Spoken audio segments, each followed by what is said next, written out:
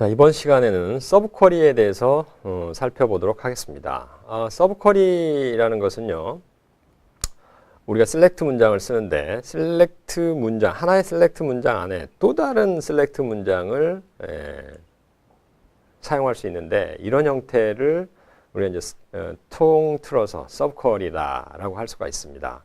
하나의 셀렉트 문장인데 그 안에 다시 셀렉트 문장이 있는 것이죠. 그렇죠? 그래서 외부에 있는 셀렉트 문장을 우리가 메인 쿼리라고 하고요. 안쪽에 있는 셀렉트 문장을 어떨 경우에 이런 이제 서브 쿼리를 사용할 수가 있는지 살펴보도록 하겠습니다. 지금 보시면 고객 정보 테이블에서 select all from 고객 정보 하면 고객 정보를 이렇게 추출을 하게 되죠. 일반적인 단일 SQL 문장, select 문장입니다. 그렇죠? 근데 자, 지금 어떤 쿼리를 날렸습니까? select all from 고객 정보 위하고 똑같습니다. 단 where 고객명 in 다시 select가 나오죠. select 사원명 from 사원 정보. 이건 뭡니까?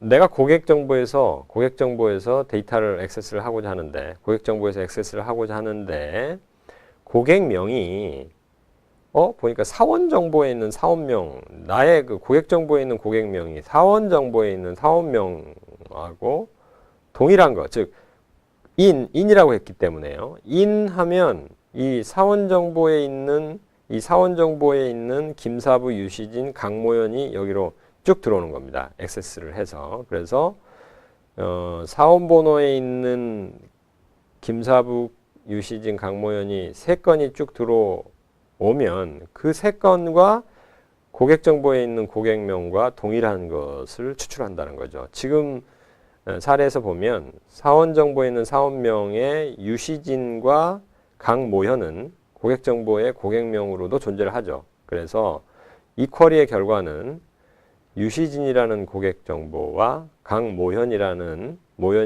고객 정보가 추출되는 그러한 SQL 문장이 되겠습니다. 그렇죠?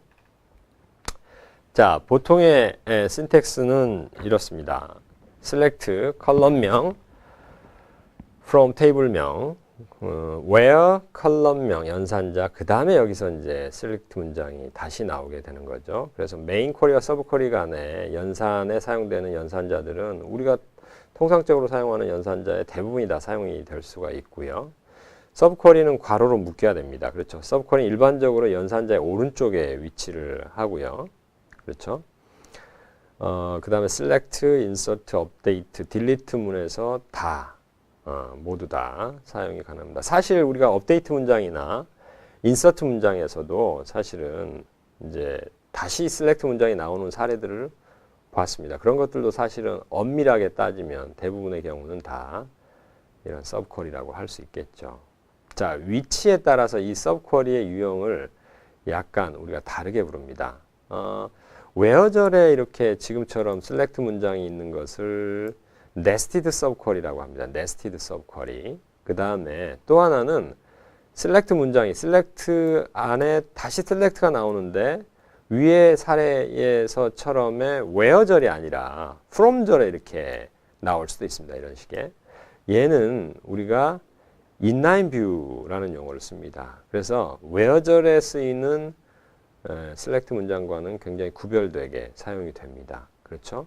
네. 그래서 where절에 쓰는 subquery, 그 다음에 from절에 쓰는 subquery, inline view 또는 동적 뷰라고 합니다. 즉, 뷰하고 거의 흡사한 형태입니다. from절에 쓰는 select 문장은. 그 다음에 select list, 즉 select의 컬럼명들을 나열하는 자리에 다시 select가 올 수도 있습니다. 이런 것들을 우리가 스칼라 서브쿼리다라고 명명을 합니다. 이것도 from절에 쓰이는 것과 where절에 쓰이는 것과는 완전히 다른 형태로, 다른 의미로 쓰이게 됩니다. 각각의 형태에 대해서는 살펴보도록 하겠습니다.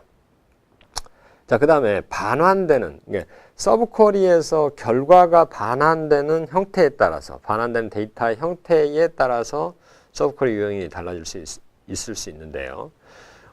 지금 보시는 것처럼 컬럼명 equal subquery 이렇게 했습니다. 그러면 얘는 서브쿼리의 실행 결과로 항상 한 건이거나 한 건도 없는 그러한 행을 반환을 해야 됩니다. 이게 만약에 equal을 썼는데 한 건 이상의 데이터가 반환이 되면 에러가 납니다. 그렇죠? 네. 그래서 equal이거나 부등호거나 이런 식의 어떤 연산자를 쓰게 되면 반드시 한 건의 데이터가 이 서브쿼리에서 반환이 돼야지만 정상적으로 쿼리가 실행이 되게 됩니다.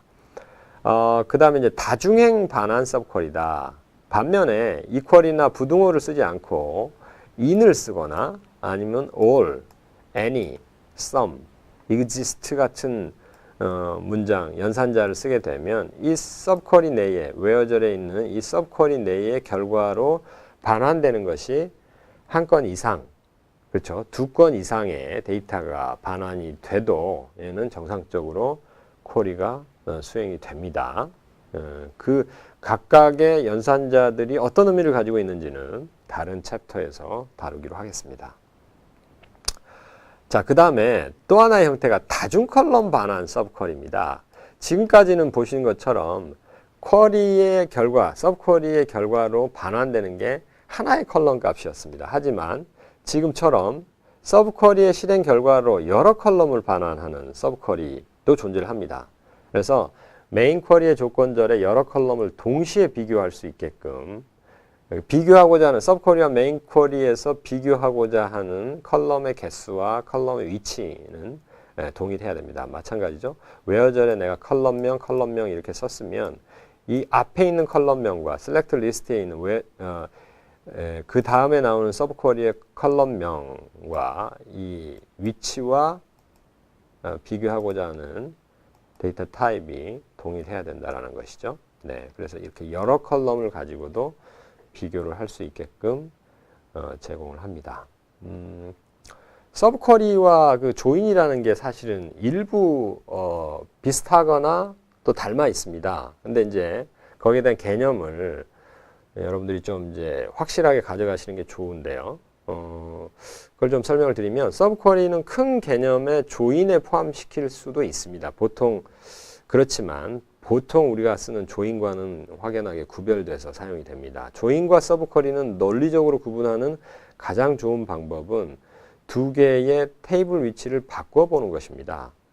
조인은 두 개의 테이블의 위치를 바꾸더라도 같은 결과가 나옵니다. 하지만 서브쿼리의 경우에는 주종 관계이기 때문에 두 개를 위치를 바꾸면 완전히 다른 결과가 나오게 됩니다. 그렇죠? 완전히 다른 것이죠. 만일 서브쿼리에서 두 개의 테이블의 위치를 바꾸었는데도 동일한 결과가 나온다면 얘는 조인으로 바꿀 수 있다는 것입니다. 그 경우에는 일반적으로 서브쿼리를 집합적으로 사용할 수 있는 조인으로 바꾸는 것이